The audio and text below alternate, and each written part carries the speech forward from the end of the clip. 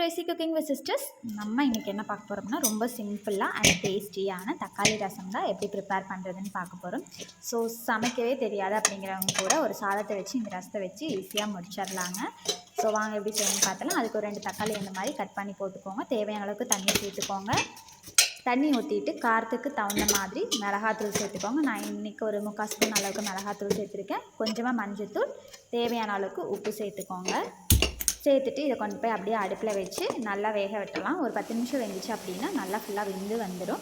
So இது அப்படியே ஒரு மிக்ஸி ஜாருக்கு மாற்றி இதை நல்லா பிளெண்ட் பண்ணி எடுத்துக்கலாம். ஸோ நல்லா நைஸ் பேஸ்ட்டாக வர மாதிரி எடுத்துக்கலாங்க.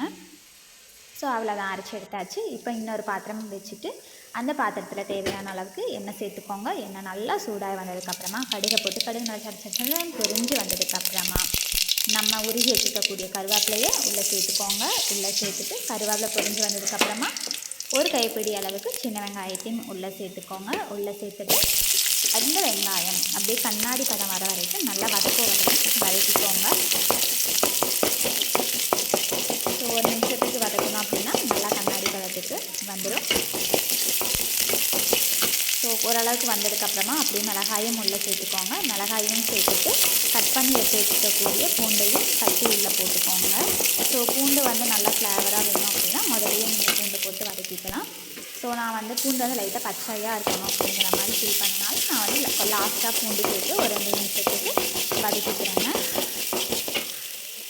ஸோ ஃபுல்லாண்டி நல்லா வதக்கி நல்லா எல்லாம் கோல்டன் ப்ரௌன் கலரில் மாறி சேஞ்ச் ஆகி வந்ததுக்கப்புறமா இப்போ நம்ம அரைச்சி வச்சுருக்கக்கூடிய அந்த தண்ணியை உள்ளே சேர்த்துக்கலாம். அது கூட நான் இன்னும் லைட்டாக மட்டும் எக்ஸ்ட்ரா தண்ணி சேர்த்துக்கிறேன். தண்ணி சேர்த்துட்டு டேஸ்ட் பண்ணி பாருங்கள். காரமெல்லாம் போதும் அப்படின்னா விட்டுருங்க. எனக்கு உப்பு மட்டும் பத்தலை, ஸோ அதனால் உப்பு மட்டும் சேர்த்து காரமெல்லாம் எனக்கு இன்னஃபாக இருந்துச்சு. ஸோ உங்களுக்கு தேவையான அளவுக்கு காரம் உப்பெல்லாம் போட்டு தண்ணியும் அதுக்கு தகுந்த மாதிரி சேர்த்துக்கோங்க. ஸோ லைட்டாக கொதிக்கிறப்போ சீரகமும் குருமிளகும் கலந்த பவுடரை உள்ளே சேர்த்துக்கோங்க. இல்லைனா ரசத்தூள் எது வேணுமோ நீங்கள் சேர்த்துக்கோங்க. சேர்த்துட்டு நல்லா மிக்ஸ் பண்ணி விட்டுட்டு ஒரு கொதி வந்ததுக்கப்புறமா பெருங்காயம் ஒரு கிண்ணத்தில் போட்டு வச்சுட்டு அது கூட அப்படியே ஃபுல்லாக சூடாக நான் ரசத்தை ஊற்றிட்டு அப்படியே சூடான சாதத்து கூட தக்காளி ரசத்தை ஊற்றி கூட மேட்சிங்காக ஒரு வடையை வச்சு சாப்பிட்டீங்க அப்படின்னா அல்டிமேட் டேஸ்ட்டில் இருக்குங்க. ஸோ நீங்களும் வீட்டில் மறக்காமல் ட்ரை பண்ணி பார்த்துட்டு எப்படி இருக்குன்னு சொல்லி கமெண்ட் பண்ணுங்கள். பாய்.